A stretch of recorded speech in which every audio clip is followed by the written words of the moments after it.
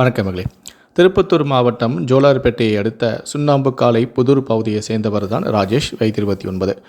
இவருக்கும் அவரது உறவுக்கார பெண்ணான அதே பகுதியில் வசித்து வந்த லாவண்யா என்ற 27 வயது பெண்ணுக்கும் கடந்த 8 ஆண்டுகளுக்கு முன்பு காதல் திருமணம் நடந்தது. இந்த தம்பதிகளுக்கு தற்போது 7 வயதில் ஒரு பெண் குழந்தையும் 3 வயதில் ஒரு பெண் குழந்தை என மொத்தம் 2 குழந்தைகள் உள்ளன. திருமணமான 2வது வருடத்திலிருந்தே கணவன் மனைவிக்கிடையே அடிக்கடி சண்டை சச்சரவுகள் நடந்து வந்தது. இதனால் இருவருக்கும் இடையே கருத்து வேறுபாடும் ஏற்பட்டிருந்தது. இந்நிலையில்தான் கடந்த 2 ஆண்டுகளுக்கு முன்பு லாவண்யா தன்னுடைய கணவருடன் கோபித்து கொண்டுவிட்டு தன்னுடைய தாயார் வீட்டுக்கு வந்துவிட்டார். அதன் பிறகு தாயார் வீட்டில் வசித்து வந்த லாவண்யாவுக்கு அதே பகுதியை சேர்ந்த விமல் என்பவருடன் தகாத உறவு ஏற்பட்டிருக்கிறது. அவருடன் அடிக்கடி தனிமையில் சந்தித்து உல்லாசமாக இருந்து வந்திருக்கிறார். இந்த விஷயம் அவருடைய கணவரான ராஜேஷுக்கு தெரியவர அவர் கண்டித்திருக்கிறார். இதனால் கடந்த 8 மாதங்களுக்கு முன்பு தன்னுடைய 2 குழந்தைகளையும் விட்டுவிட்டு விமலுடன் தலைமறைவாகிவிட்டார். தன்னுடைய மனைவியை பல இடங்களில் தேடியும் ராஜேஷால் கண்டுபிடிக்க முடியவில்லை. இதனால் அவர் அருகில் இருக்கக்கூடிய காவல் நிலையத்துக்கு சென்று தன்னுடைய மனைவியும் அவருடைய கள்ளக்காதலும் ஊரை விட்டு ஓடிவிட்டார்கள், அவரை கண்டுபிடித்து தரும்படி கேட்டிருக்கிறார். போலீசாரும் வழக்கு பதிவு செய்து காணாமல் போனவர்களை தேடி வந்தனர். இந்நிலையில்தான் கடந்த 2 மாதங்களுக்கு முன்பு, அதாவது காணாமல் போய் 8 மாதங்கள் கழித்து 2 மாதங்களுக்கு முன்பு தன்னுடைய மனைவியான லாவண்யாவும் அவருடைய கள்ளக்காதலான விமலும் வாணியம்பாடி அருகே வாடகைக்கு ஒரு வீடு எடுத்து அங்கு வசித்து வந்தது தெரிய வந்தது. இதையடுத்து உடனடியாக ராஜேஷ் திருப்பத்தூர் காவல் நிலையத்துக்கு சென்று தன்னுடைய மனைவியை தன்னுடன் சேர்த்து வைக்குமாறு புகார் அளித்தார்.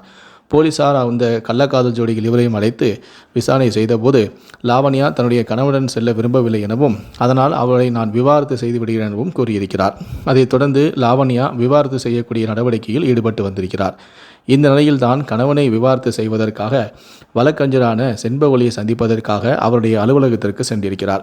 இந்த தகவலை கேள்விப்பட்ட ராஜேஷுடைய குடும்பத்தார் உடனடியாக வழக்கறிஞரான செண்பகவல்லியுடைய அலுவலகத்துக்கு சென்று அங்கு இருந்த லாவண்யாவை கட்டாயப்படுத்தி தங்களுடைய காரில் அழைத்து வந்துவிட்டனர்.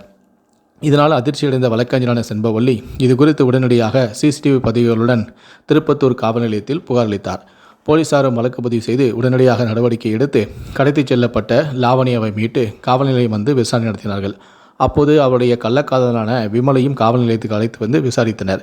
இதனை தெரிந்து கொண்ட ராஜேஷின் குடும்பத்தினர் காவல் நிலையம் முன்பு வந்து போராட்டத்தில் ஈடுபட்டனர். அவர்களை வெளியே அனுப்புமாறும் கூறி கத்தி கூச்சலிட்டனர். கள்ளக்காதல் ஜோடிகளுக்கு போலீசார் பாதுகாப்பு கொடுக்கிறார்களே, இது எந்த விதத்தில் நியாயம்? 2 குழந்தைகளையும் விட்டுவிட்டு கள்ளக்காதலுடன் ஓடிப்போன பெண்ணை காவல் நிலையத்தில் வைத்து பாதுகாத்து கொண்டு வருகிறார்களே என்று அவருடைய குடும்பத்தார் கத்தி கூச்சலிட்டனர்.